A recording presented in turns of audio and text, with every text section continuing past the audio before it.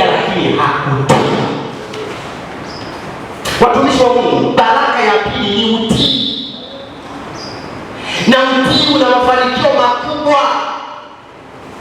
Dunia yoyote, hasa hii tulionayo hapa duniani, nchi yoyote inayokuwa na jeshi la kusimamia nchi, kule jeshini wana kitu kinachoitwa sauti moja. Ukisikia kengele ni kutoka, bila kusema uko mazingira gani.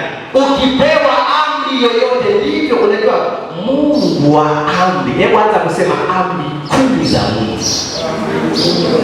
Mataifa yote, falme zote zimechukua pale.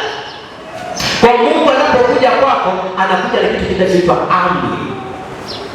Na ndio maana hata kama ukiwa, Mungu anakusemesha akikwambia, mwanangu simama, ukamwambia unaachiwa mimi. Nakumbuka Biblia inasema Yesu alifika maeneo fulani, akamwambia, Bwana, unataka kupona? Sauti ya kutaka kupona haikuingia sana akilini, kwani alisikia vile watu wanapokuwa naponywa, yeye anasukumwa huko, akaanza kutoa kesi.